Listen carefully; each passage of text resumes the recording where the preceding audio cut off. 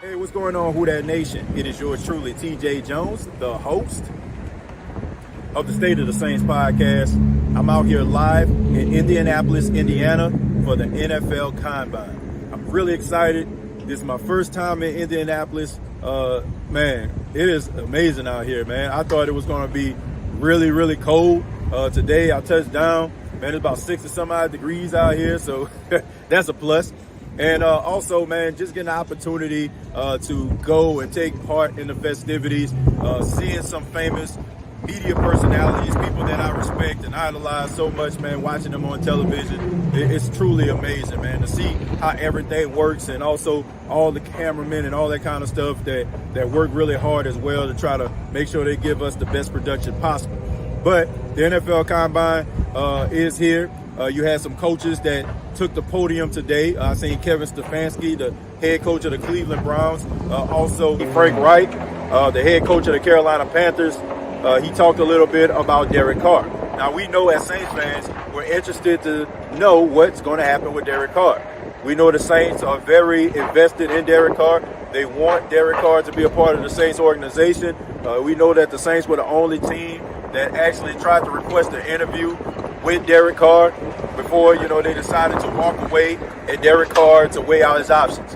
One of those options were the Carolina Panthers. And Frank Reich talked a little bit about that. Good meeting with Derek. Really have a lot of respect for him as what he's accomplished in his career, the kind of player he is, the kind of person he is. Just see is this the right fit? Is this an answer? And I think, part of that is, this is a good option. But we have to look it through. We're looking at all options. This is the time of year that we do that. We were excited about that meeting, and it was a good meeting, and we'll take it day by day. He was kind of closed-mouthed. About it. Of course, that's kind of the thing, right? Coaches don't want to disclose too much information, but he did say that it was a good meeting.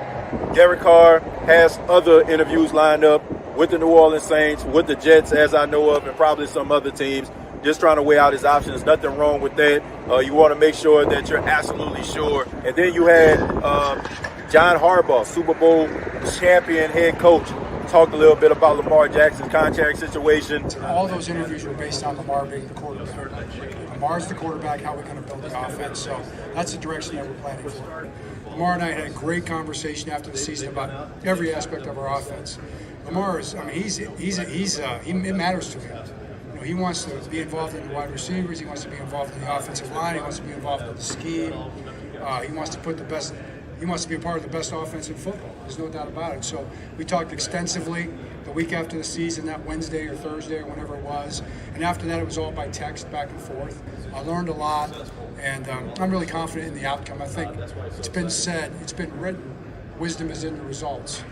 And I'm pretty fired up about the results. Based on what I heard today, I know we as Saints fans, we talk about the possibility of getting Lamar Jackson and how we can do that, but I don't see it happening. I don't see it happening, not the way that John Harbaugh talked about it. Seems to me that they're not going to let him out the building. It's just that simple. But I am going to be looking at the quarterback situation. I am going to be looking at the quarterbacks. Had opportunity to see a couple of them. Had opportunity to see Stetson Bennett.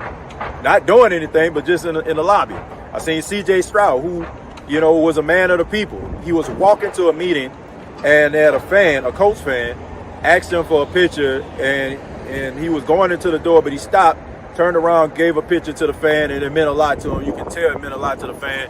So shouts out to C.J. Stroud, being a man of the people. Also, Hendon Hooker, I saw him.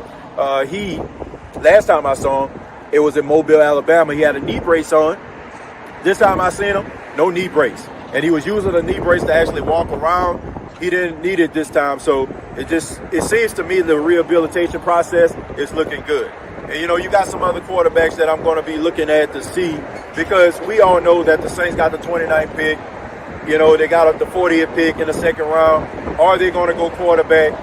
So we're going to be looking at what these guys can bring to the table.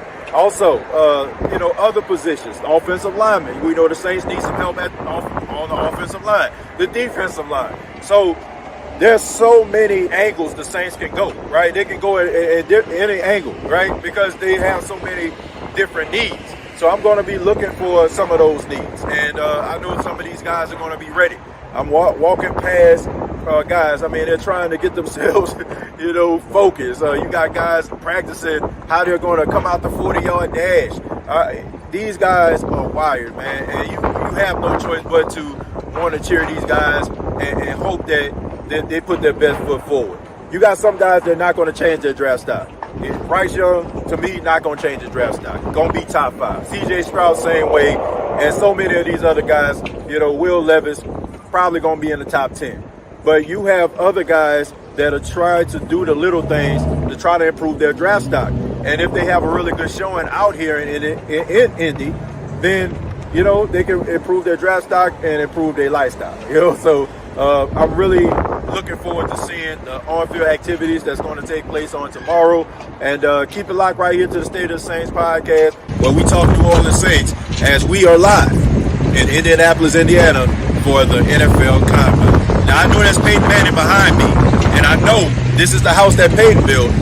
But like always, all I got to say is,